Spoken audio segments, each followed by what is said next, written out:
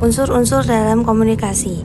Secara umum, unsur-unsur komunikasi dapat digambarkan menjadi 4 bagian, yaitu komunikator, pesan, media, dan komunikan. Komunikator. Istilah lain dari komunikator adalah sender, encoder, dan pengirim pesan, yaitu perorangan ataupun lembaga yang bertindak sebagai penyampai atau pengirim pesan. Sebagai penyampai atau pengirim pesan, maka komunikator juga dapat sekaligus penggagas atau disebut sebagai narasumber. Dalam menyampaikan pesan, komunikator dapat secara interpersonal, yaitu secara pribadi atau tatap muka, small group, yaitu berkelompok kecil, large group, yaitu pertemuan yang melibatkan massa, dan yang terakhir yaitu media massa, saluran media massa. Saluran sarana media komunikasi. Yang pertama, umum, yaitu contohnya surat, telepon. Nah, yang kedua yaitu khusus, yaitu seperti komputer, internet. Yang ketiga ialah massa, yaitu seperti radio, TV, majalah, dan buku. Yang keempat yaitu tradisional, yaitu seperti wayang, dul muluk, atau sandiwara. Pesan atau message. Materi atau pesan yang disampaikan komunikator pada komunikan dapat berupa lisan ataupun tulisan.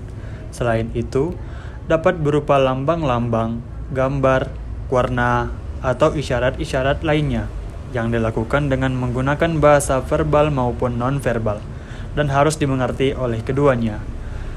Yang pertama adalah verbal. Bahasa verbal adalah kalimat yang diucapkan atau ditulis secara langsung. Komunikasi verbal adalah penyampaian ide-ide, pemikiran atau keputusan secara tertulis dan lisan menggunakan mulut atau oral. Yang berikutnya adalah non-verbal. Misalnya perasaan orang yang sedang sedih, rasa senang, benci, cinta, rindu, dan berbagai macam perasaan lainnya yang sering ditampilkan dalam bentuk gestur tubuh, antara lain isyarat, ekspresi wajah, simbol, warna, dan intonasi suara. Media. Media merupakan saluran atau titian dalam menyampaikan pesan yang ditunjukkan kepada komunikan, baik perorangan, kelompok, maupun massa. Media dapat dikategorikan menjadi 2 bagian, yaitu media umum dan media massa. Media umum adalah media yang digunakan oleh semua bentuk komunikasi seperti telepon, fax, overhead proyektor, dan lain sebagainya. Media massa adalah media yang digunakan untuk kepentingan massal seperti televisi, radio, film, dan surat kabar. Poin keempat dari unsur komunikasi yaitu komunikan. Komunikan merupakan pihak penerima pesan yang dengan istilah lain disebut dengan decoder atau receiver. Komunikan juga dapat berupa perorangan atau individu dan kelompok, massa, serta lembaga.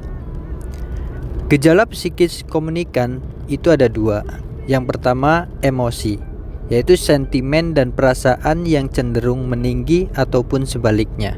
Yang kedua adalah intelijensia.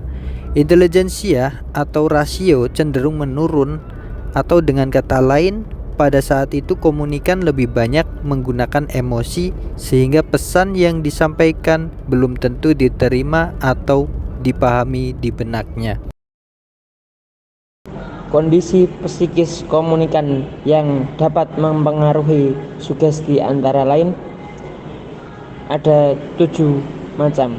Yang pertama adalah inhibisi, adalah suatu keadaan atau daya pikir komunikan yang terhambat karena kondisi kejiwaannya berada dalam suatu tekanan. Yang kedua adalah disosiasi, suatu keadaan di mana komunikan berada dalam keadaan yang tidak mempunyai kepastian batin. Yang ketiga adalah kewenangan, individu, badan, lembaga yang memiliki kewenangan atau kekuasaan dalam suatu bidang. Yang keempat adalah keberhasilan, pengaruh seseorang atau suatu badan atau lembaga yang disegani oleh komunikan. Yang selanjutnya adalah kepercayaan. Suatu kepercayaan akan mudah ditanamkan kepada komunikan karena dipengaruhi oleh pendapat tingkah laku komunikator. Yang keenam adalah hambatan dalam komunikasi.